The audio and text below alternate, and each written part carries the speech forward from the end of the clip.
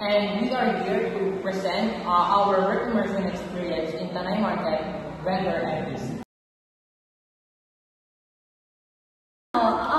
For my expectation, kasi, di ba, syempre, mga grade 12 student, syempre, ako nung grade 11 ako, parang naka-curious ako kung ano nga ba yung work immersion. Syempre, hindi naman niya mawawala. Syempre, teenager, nag-explore, tapos, syempre, curious din. Kaya ako, super excited ako nung nalaman ko na parang mag-work immersion na tayo, tapos napaaga pa siya.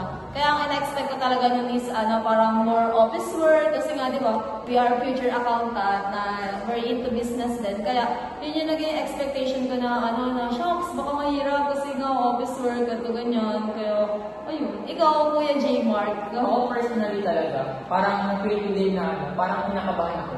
Kasi alam mo yung feeling na akala mo, gagawin na talaga yung totally na ginagawa ng isang accountant kasi nasa UBM track tayo.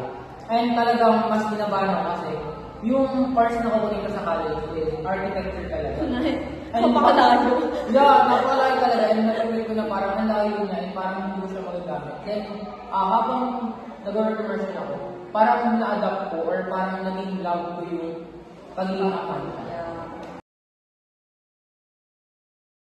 So ako, ayun, same as kanina, parang masaya na kinakabahan. Kasi yun nga, akala ko talaga, gagawin na talaga yung mga ginagawa ng isang accountant. And pag hindi ko nagawa yung task na yun, parang mapipili ko na parang madi-disappoint sila sa mga ginagawa ko. Ganun. Pero at the same time, masaya ako kasi na-experience ko yung mga bagay nila. Ikaw, Luna. Ako, especially nung una, excited ako na ang aga ko nakarating doon. Siguro, di ba, ang call time natin 8. Tapos nakarating ako doon parang mga 7:30, something ganon. Tapos, syempre, excited. Tapos, nung kumakita tayo sa mismong accounting office, tapos, di ka, parang biglang kinabahan kay mom niya. Kasi nga, di ba, parang siyang merong aura na, hindi naman super, kumbaga, medyo intimidating kasi, di ba, hindi siya nag-smile, kumbaga, tinanong lang na, sino teacher niya? Kasi ganito ba? Tapos sabi namin, po. Tapos, ginawa niya na agad yung papel natin. Tapos, bigla niya na agad tinanong si Sir Lowell na, din pa magawa sa mga bata. Siyempre, tayo na-shock na, my God, ito na talaga. Kaya, hindi mawala yung kapasidibdib ko na nung first day natin. At some point, nabili ko rin na nalungkot ako ng part na yun. Kasi yung gawin na kung paano tayo yung pinapasok doon sa industry. Parang iba doon sa other industry na.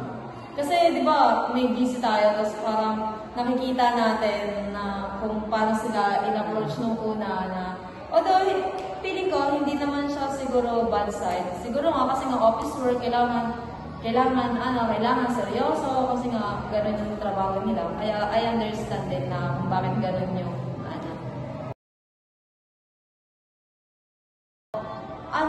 actually, wala namang super hirap, wala namang super challenging. Kumbaga para sa akin, parang ang pinaka naging kalaban ko is yung sarili ko. Kasi nga, di ba, medyo madaming task yung binibigay, although hindi naman sila sobrang hirap. Pero nga, sa sobrang dami ng task na parang nalulunod ka na lang sa dami ng task na kailangan mong gawin, na hindi naman sobrang hirap. Tulad ng pag-stop ng receipt. Di ba, syempre, sabihin ng tao, simple lang naman, mag-stop ka lang, ganyan. Imagine yung gano'ng kadami yung resibo i-stop ko sa isang araw.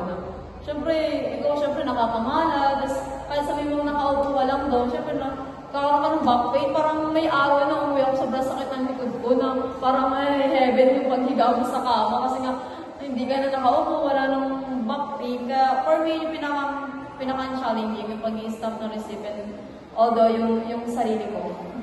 Ayun nga, nabanggit mo na yun din yung naging problem ko. Pero aside from that, hindi siya task, pero trait siya na communication kumbaga. Doon ako nahirapan kasi I am a type of person, di ba, alam niyo naman na ambivert, na extrovert and introvert.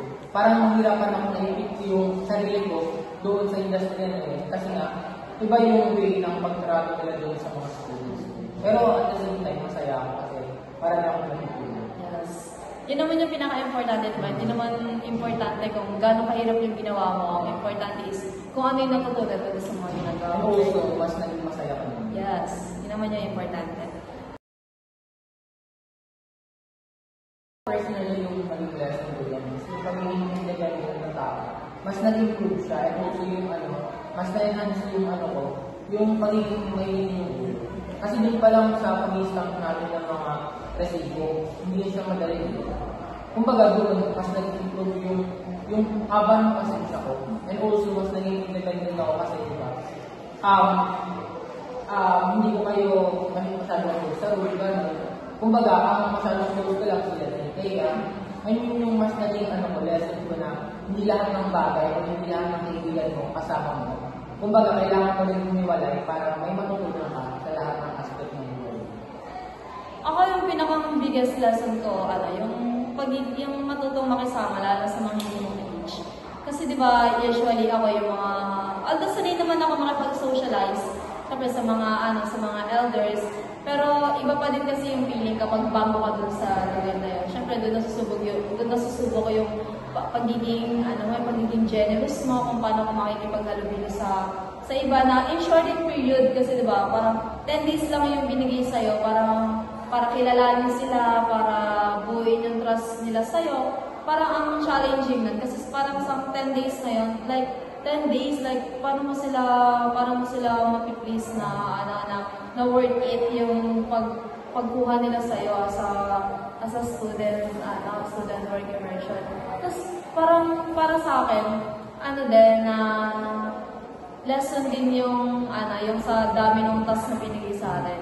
Para at least parang na-practice na yung natin. Para syempre in the future, alam na natin na hindi ganun kadali yung magtrabaho, na hindi ganun kadali yung mga office work na ginagawa nila. And also parang pin-prepare din nila tayo na hindi madali yung buhay na harapin natin in the future. And aside from this, ang laki din talaga ng lesson na natulog sa atin ng organization talaga. At talagang parang siya yung hindi talaga para alam natin kung ano yung tatahakin natin. Kasi minsan, yung isip ba natin na minsan hindi sa alay mo. Kumbaga yung talagang nangyayari yung immersion para mas malaman natin yung makayanin natin dahil na sa ulo. Parang pahabol question na ano yung pinaka-most memorable moment mo sa tanay ko? Ako wala akong specific day. Kumbaga kasi sa akin, lahat ng araw, napaka-memorable. Kasi yung mga task na pinapagawa sa akin, doon ako mas natututo. Mas doon yung nabibig yung kaalaman ko na gawin yung bagay ng mag-isa. And also, sa tulong ng mga work nursing bodies. Ikaw? Ako, yung hindi ko makakalimutan din doon is yung mga tawanan. Mga tawanan natin, yung mga tawanan natin tatlo. Social sa mga collector na medyo jolly although hindi natin sila kaedad, pero parang hindi natin na-feel yung gap natin sa kanila, na parang kaedad lang nila tayo na parang may pagbara. Pero syempre, nandun pa rin yung respect natin sa mga nakakatanda. For me, yun yung pinaka-memorable. Kasi syempre, di ba, parang sa pagtatrabaho, parang yun yung parang isa sa kailangan mong tignan pag mag-work ka, di ba? Yung lugar kung saan ka magtatrabaho, kung toxic ko yung mga katrabaho mo. Kasi parang ang hirap magtrabaho sa lugar na hindi mo ka-close yung mga tao, kaya napapakalaking bagay kapag ka-close mo yung mga tao na sa paligid mo. Exactly. Though hindi naman super close yung supervisors for natin, pero at least may pakita sa atin ng mga collector kung ano yung dapat and ano yung kailangan mo. So, yun lang guys. Lahat po ang inyong pong napanood at lahat po ng inyong narinig sa video po na ito ay ang aming pong naranasan at naramdaman sa aming 10 days work immersion journey sa Tanay Market Vendors Cooperative or MPC. So, special thanks po sa aming supervisor na si Miss Maria Nina Camiso and especially po sa Tanay Market Vendors Cooperative. Maraming salamat po sa memorable experience ng aming senior high school ng work immersion journey. Yun lamang po at maraming salamat.